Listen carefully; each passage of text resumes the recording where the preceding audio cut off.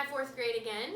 This will be our video for our lessons for Wednesday, Thursday, and Friday of this week. We are covering lessons 136 and 137 for these Wednesday, Thursday, and Friday days. If you're confused about where the lesson numbers are, I think I put in the email, but I will also show here. My teacher's edition has 2 pages on one. Your students will just have this page on there. But if you look at the bottom corner on this page, it's on the right-hand side, and it looks like it's on the left-hand side on the following pages. If you look in either the right or the left corner, it'll tell you exactly where that lesson number is so that you can follow along when I send out syllabus about what lessons that we are covering. So as you can see, we are going to start today on page 205 with a new unit, Unit 12. If you need to pause the video and go get your book, now is the time to do that. Your student definitely needs their book out so that they can follow along with the lesson with me. So lesson 136 today starts on page 205. We have so far, you guys saw from our last video, we are covering the 8 parts of speech this year. And we have done 5 already. We just closed out our unit on adverbs. So this unit is going to start with the rest of the sentence. As that implies, the last 3 parts of speech are all going to be in this unit. We're going to start with the 6th part of speech that we're learning about today, is prepositions. Parents, one other thing I want to let you know about is all year we have been taking notes in what we call our flip book, our parts of speech flip book. Should be located in your child's language folder. They know exactly what it is. We've been using it all year long. Each part of speech has a different color, and we've been taking notes from helpful definitions and examples in those flip books. Your student is always allowed to use those on quizzes and tests. They act as a reference sheet. It's not going to tell your child the answer. However, it will help your child remember what certain things are. For example, after we finish prepositions, if your child forgets what the object of the preposition is on a test, and it's asking them to find the object of the preposition, they'll be able to come back to their flip book and find and read the definition for object of the preposition, and that should help reactivate their knowledge. They will then have to apply it and know how to find the object of the preposition after reading the definition. So that's why I always allow it, because it doesn't give them the answer, but it helps put them in the right direction. They will continue to learn the 8 parts of speech all the way through, even into high school. Gets a little bit more in-depth and complicated, so not a big deal for them to have a reference flip book. I tell my students I encourage them to keep it all throughout the rest of their career because it helps really with the basics and keeping those certain foundations straight when it comes to language. So there's that helpful hint. If you guys want to get your flip books out and take some notes in your flip books for preposition, that would be excellent. We have already taken notes all the way through adverb up until now, so you should just be able to flip to preposition and start the last 3 as we go through them the next couple of weeks. So nice thing about videos is you can stop and pause, and anything as you need to work at your own pace to be able to get these notes down rather than having to work super fast. So hopefully you guys can get some good notes in that flip book of yours. Starting today, we're going to talk about the preposition, the job that a preposition does. It actually connects words to show how they relate. I always say to think about the relationships between people. Words can relate as well. They can have a relationship as well. So if you think about it in terms of how do they relate? As humans, we have relationships like the way I'm related to my kids is I'm their mother, they are my kids. They would look at it as the same thing. Mom is my mom and I am her child. That's the kind of relationship we have. That is different than my relationship with my husband. He and I are wife and husband. That's our relationship. So relationships can be different. Words are no different. They can have different relationships with one another. So let's look at an example so we can kind of dive in and see how relationships differ with words than they do with humans. Here's an example.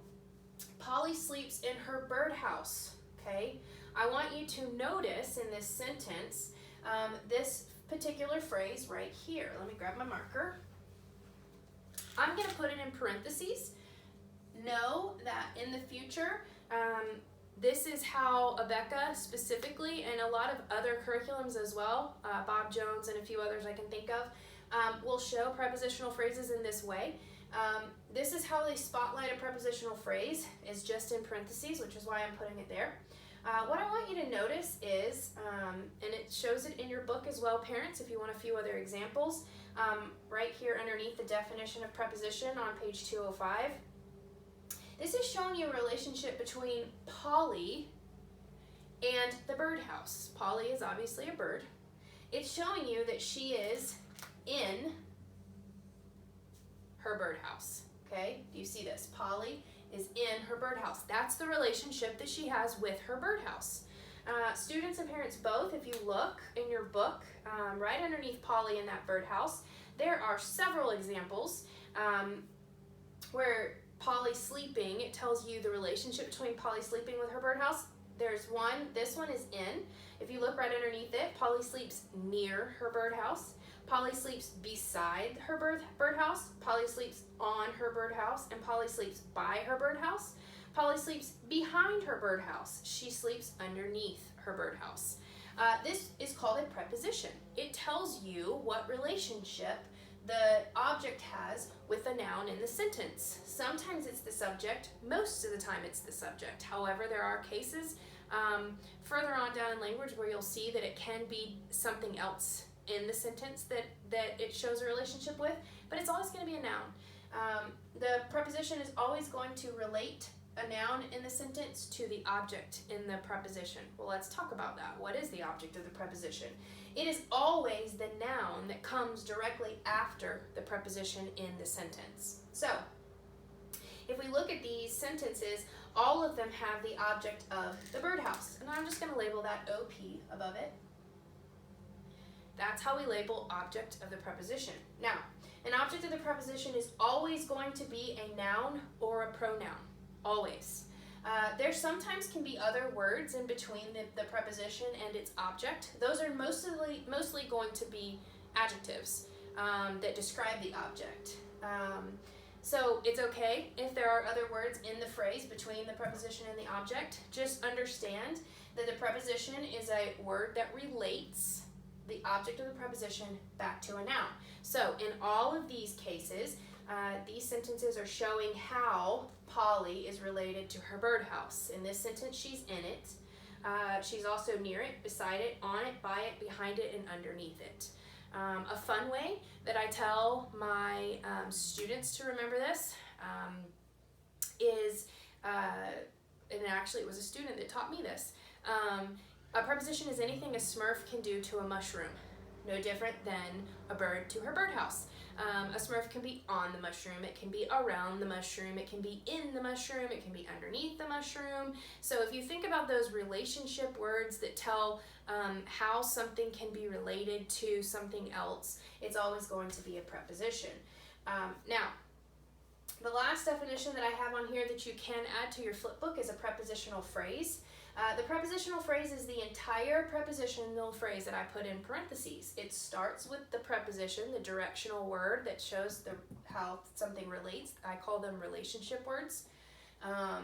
So it starts with the relationship word or preposition, and it ends with the noun or the pronoun that follows that preposition.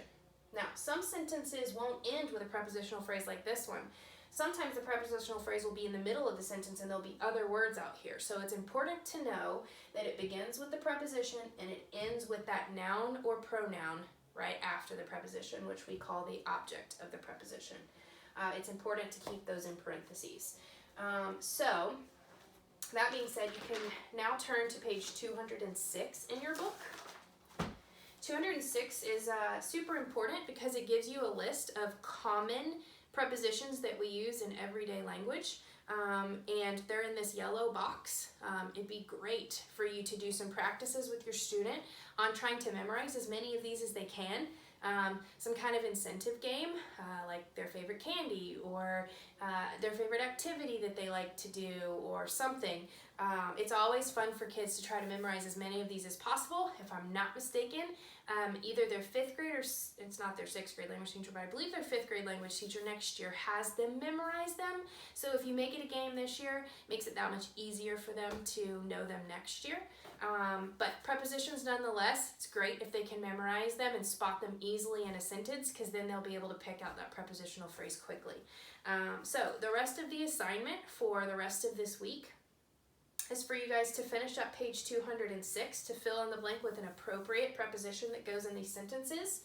And then I've already taught here this lesson on page 270, or 207, excuse me. You can read over it, but it is just talking about what the object of the preposition is and the prepositional phrase. And then it has some exercises practicing that on page 207. You need to complete both of those. Page 207, or page 206, 207, and then lastly, also page 208. It's more practice and exercise with that. So that will complete our week. There is no quiz or test due Wednesday, Thursday, or Friday, and so hopefully this has been helpful. Don't forget to email or text me your homework by Monday the 23rd. I just have to have it by that evening to make sure it's on time. Mom and Dad, if there's a special circumstance, make sure you email me that as well, just to keep me informed. That way I can keep up with grades and keep them posted accordingly. And if you have not already, make sure you have turned in your test that was due. It's okay, it's not counted late if you haven't turned it in to me. I'm not taking any work midweek as late or on time. Everything can be turned in every Monday. That way you don't have to worry about midweek sending me things. So if you've completed your test, go ahead and send it to me on Monday if you haven't already. The last thing is, if you haven't turned in your homework from the previous week, make sure you go ahead and send that to me. It is due today, which is Monday the 16th. Of course, if there's circumstances because of getting used to this online system where you forget or you get it to me later, whatever, just send me a quick email letting me know that. Just get it to me when you can. And of course, I'm here to help with any resources that I possibly can the remainder of these couple of weeks. I hope you guys have a successful learning experience. I miss each of you. Bye.